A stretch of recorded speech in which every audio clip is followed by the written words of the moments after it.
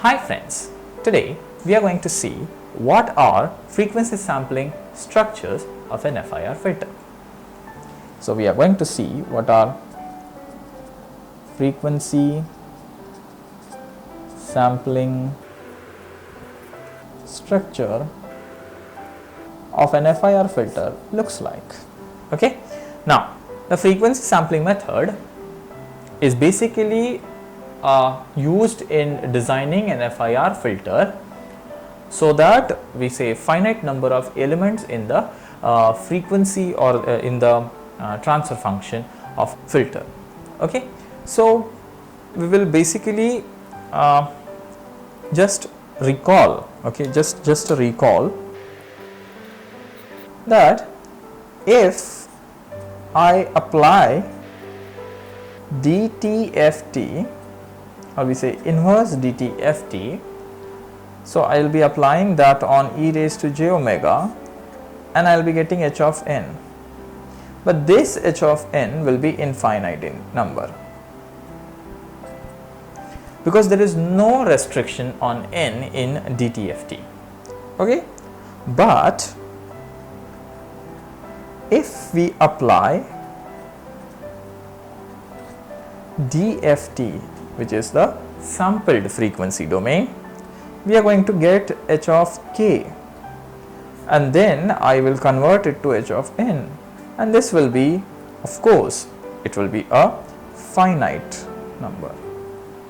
Okay, but the main task is to get h of k from h of omega, and the condition through which we get h of k from h of omega is by putting omega to be equal to 2 pi k by n. Okay, if I put omega equals to 2 pi k by n, I will replace, or I will come from h of omega domain to h of k domain, which is a DFT. Okay, so I will not apply DFT, I will apply inverse DFT to get h of n. Okay, so we will be using this concept and we will be designing the structure. So let us consider that the transfer function or the Fourier transform of a given impulse response h of n is summation. Let me make it finite because I am working with finite responses. H of omega equals to n is equal to 0 to m minus 1 h of n e raised to j omega n. This is dt ft of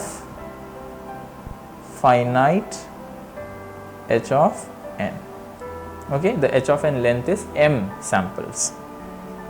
Now what I will do is I am going to divide this omega into n equal samples, and I am going to get from h of omega to h of k.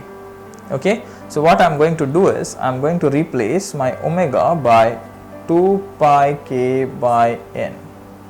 So I am going to slice up or chop up my omega circle into n number of equal spaced samples. Therefore, my h of omega now will be h of 2 pi k by n equals to summation n going from 0 to m minus 1. Some people write instead of n as m. That is not a harm into it, okay, because they use that factor as n. So let us also use m instead of n because it will unnecessarily confuse you what is n and what is m. They are one and the same. When I am designing an FIR filter, the n, that is a chopping of the spectrum, is with respect to the order of the filter. So if I want h of n to have 10 samples, then my n should be 10. Okay, so it will be same as that of m. So either you change this to n or you change this to m. So I will be doing ulta. So I will be making this to be m. Okay, so now we will say h of 2 pi k by m. Okay, so n is equal to 0 to m minus 1, and then we have h of n e raised to, okay, here I forgot a sign, it is minus. So minus j 2 pi k n by m. Okay. Now it is a sampled version. If I wanted to get h of n out of this, then I will have to apply inverse DFT.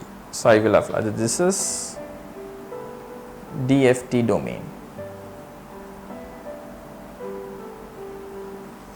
Okay, we started with DTFT domain.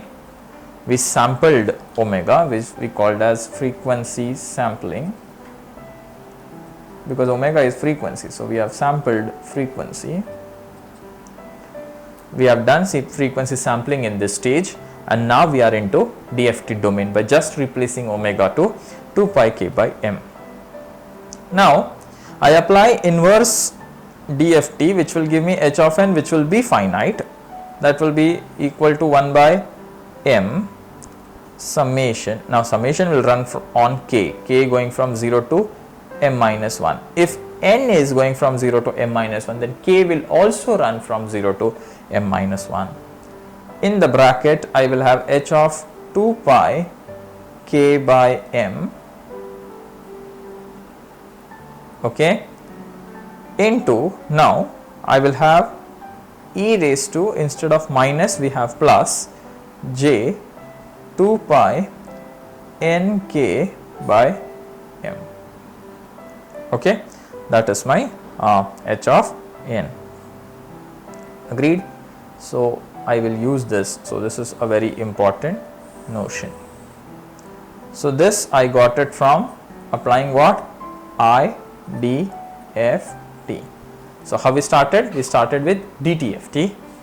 We frequency sampled. We are into DFT domain now, and after applying IDFT, I am going to get my h of n back, which will be finite.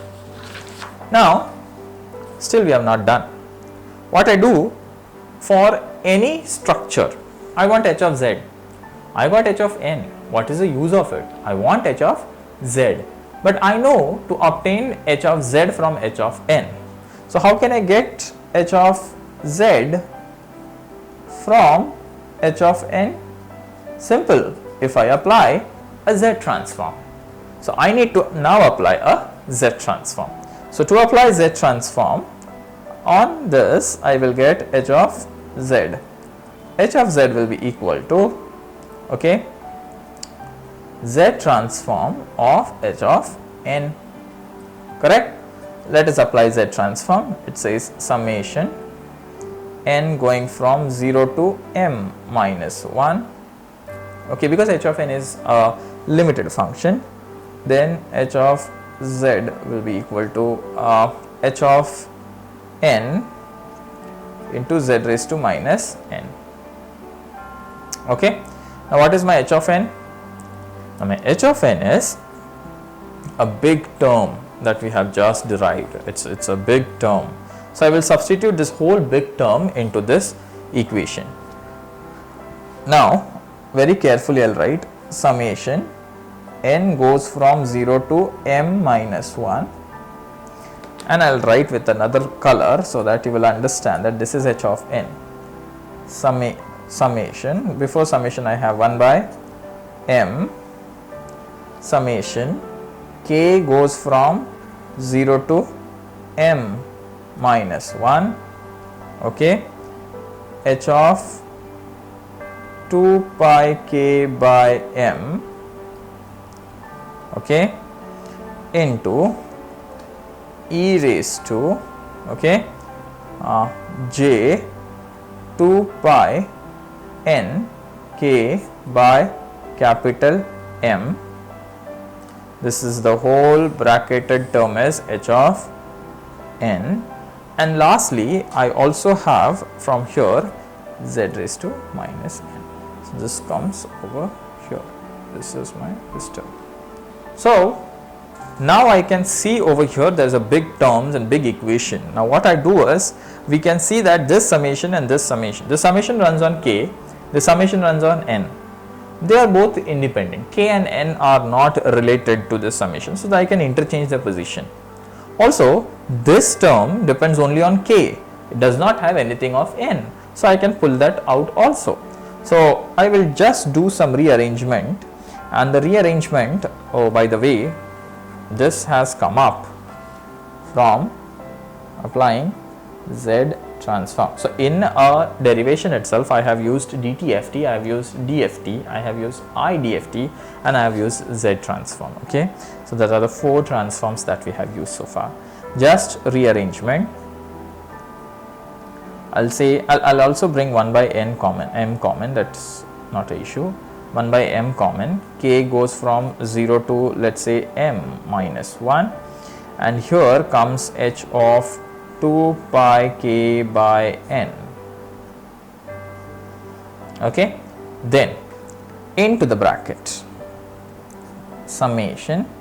Okay, now the next summation goes on, I have removed k, so n goes from 0 to m minus 1. Okay, what remains inside is e raised to j 2 pi, I'll write like this, k by m into n into z raised to minus n, and I'll close this bracket. Now what I can do is I can bring this n totally in the index, and I can make that adjustment as 1 by m outside, then summation over k, which is 0 to m minus 1, h of 2 pi k by m. Okay, then starts the bracket, which again have a summation, which is on n goes from 0 to m minus 1. Okay, then we have e raised to j 2 pi k by m into it's not e, it's z raised to minus 1, the whole raised to n. Okay, so what I did, I pulled that n outside and brought it into the index. So here it was minus n, so that's why I have written minus 1. Here it was only n, so I have written n over here. It will not change at all. Now it is of the form summation n is equal to 0 to, let's say, n, a raised to n is equal to 1 minus a raised to n plus 1 divided by 1 minus a. So this is a series, finite series form. So I can now change it into finite series form, and I'll get 1 by m, then I get summation, k goes from 0 to m minus 1, h of 2 pi k by m into, now let us make it very carefully. Here our n is equal to m minus 1. Okay, so now I will be going with 1 minus e raised to j 2 pi k by m into z raised to, okay, minus 1, this raised to, it will be m minus 1 plus 1, so it will be m alone, because this is n plus 1 and our n is m minus 1, so I do m minus 1 plus 1, so it will be m, so that is m again, divided by, okay, 1 minus a is e raised to j 2 pi k upon m into z raised to minus 1. So this is a series form. Okay, still it is not over. Now what I'll do, I'll bring this m inside, and now that equation is completely in terms of k, there is no n. You can see it is independent of n now, it is all depends on k. I'll bring that m also inside. So when I bring that m inside, it becomes 1 by m, summation goes from k is equal to 0 to m minus 1, okay, h of 2 pi k by n m. Okay. Now when I bring m inside, it becomes 1 minus e raised to j 2 pi k. Okay. Why? Because see here, if you will bring m inside, this m and this m will get multiplied, so they will get cancelled. So you will only remain with e raised to j 2 pi k, and here it becomes z raised to minus m. So this becomes into z raised to minus m, divided by, it becomes 1 minus e raised to j 2 pi k by m into z raised to minus 1. Okay. Now e raised to j 2 pi k is the multiple integers of 2 pi. So how it will be like, you can write e raised to j 2 pi k can be written as cos 2 pi k plus j sin 2 pi k. Cos 2 pi k is cos similar to that of cos 0, which is 1. Okay, and k is going to take integer values, so there will not be any fraction, so it is an integer multiple of, so it will give me answer as 1, and sin 2 pi integer multiples of k will be 0. So now my factor will be 1 by m. Now what I'll do is, because this term is gone to 1, it becomes only 1 minus z inverse, which is independent of k. I'll bring it out, I'll make it 1 minus z raised to minus m. Okay, and then I write the summation. Summation k goes from 0 to m minus 1 h of 2 pi k by m, okay, into 1 upon 1 minus e raised to j 2 pi k upon m into z raised to minus 1. This is h of z. Now don't you feel it's a complicated equation? Yes, it's a complicated equation.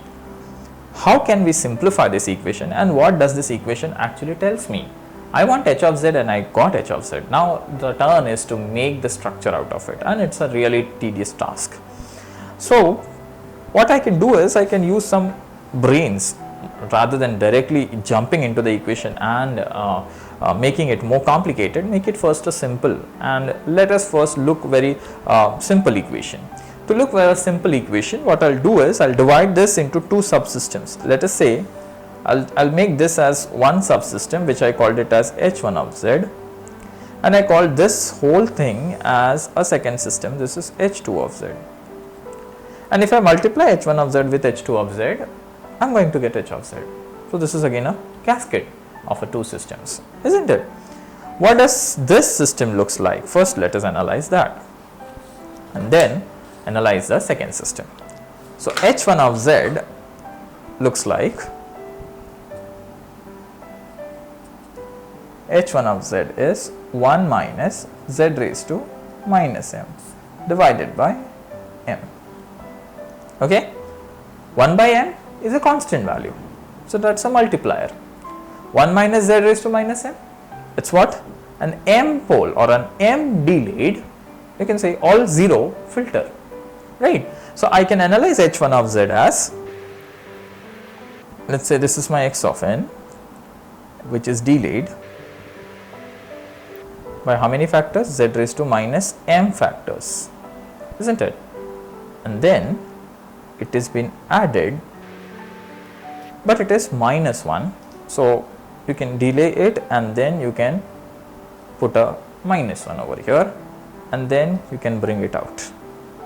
Now I need to multiply, so either you can directly complete, after completing this you can multiply by 1 by m, or here itself you can show 1 by m, that's not an issue. So this is the first system. So the first system have a single line which is having 1, which is added with z raised to minus m, and we have to invert it, so minus 1, and then giving it to 1 by m. Now this is my h1 of z. Now let us analyze h2 of z. So h2 of z is equal to summation k goes from 0 to m minus 1. Okay. Then I will put h of 2 pi k by m in the numerator divided by 1 minus e raised to j 2 pi k by m into z raised to minus 1. Okay. Now what I will do is, let us take some value of m to just visualize it, and value of m I will not take equal to 1. Let's take 1, don't take 0, let's take 1. If you take value of m as 1, then it will be really difficult because it becomes a 1 minus 1 0. So take m is equal to, let's say, 2. So if I take m is equal to 2, this becomes k is equal to 0 2. So for m is equal to 2, now my h2 of z will be summation k going from 0 to 1, okay, h of 2 pi k by m divided by 1 minus e raised to j 2 pi k by m into z raised to minus 1. Correct? Now the term is to open this thing, right? To open that thing up, so let me demark the line. This was for h1 of z, this is h2 of z. Let us demark, let us open up this bracket. When I open up the bracket, first I will put h of k is equal to 0, then I am going to get h of 0 divided by 1 minus, when k is equal to 0, you get e raised to 0, which is 1, so I will get 1 minus z inverse, plus k is equal to 1, it will be h of let's say 2 pi by m, okay, that is 2 pi by m divided by 1 minus, okay, e raised to j 2 pi, okay, this will be 1, okay, so 1, and I am considering m is equal to 2, so I should have written here, so k is equal to 1 and divided by 2 into z raised to minus 1. So this 2 will get cancelled, e raised to j, let's say e raised to, you will get pi, e raised to pi is minus 1, so you will get 1 plus z inverse, okay.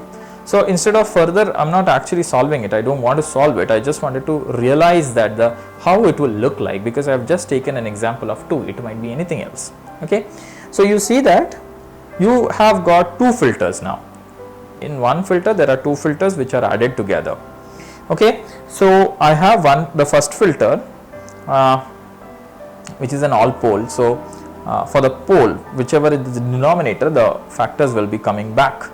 So when it will be coming back, I will have a summation or an adder first input to it, and then it will be going back.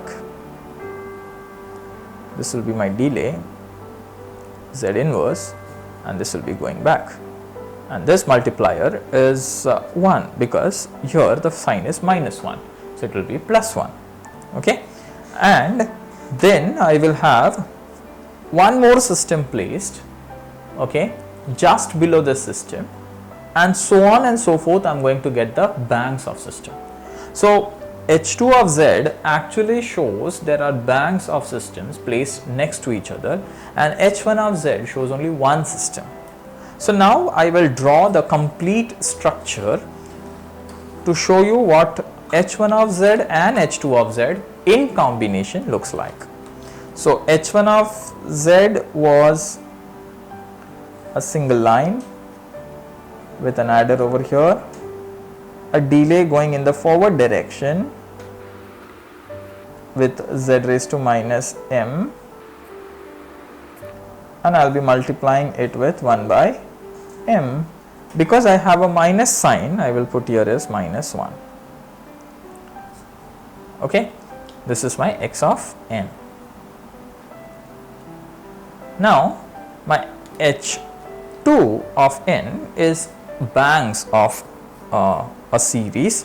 So in the bank of series, the first value I will draw is like this. I will draw an adder. Now I will go back I'll introduce one delay because there is only Z inverse in each structure. Okay, and I'll multiply this by h of 0. Then next I will have another delay,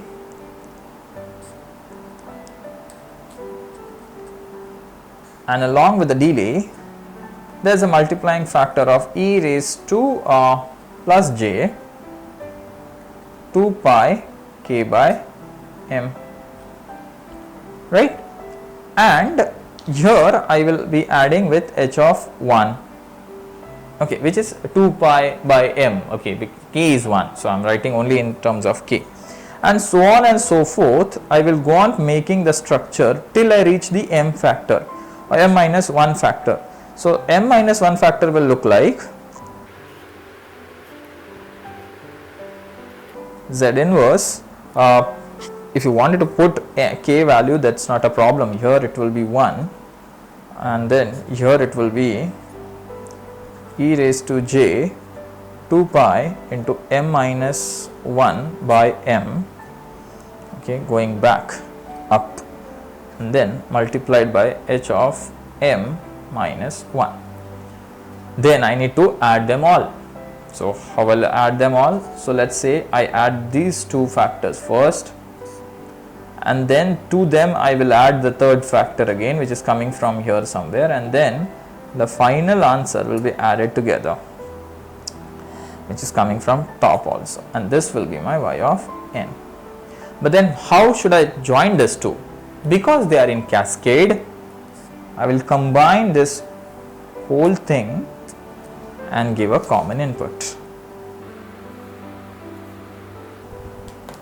Okay, so this is my h1 of z, and this whole stuff is h2 of z. Okay, so you have bands of filters in h2 of z, and you have only one system with the m delays. We called h1 of z as an all pole or an m pole system, whereas h2 is bands of IIR filter. So sometimes in exam they ask like design a filter with bands of IIR filters. So they actually meant to design a frequency sampling technique. So this is all about frequency sampling technique. Thank you.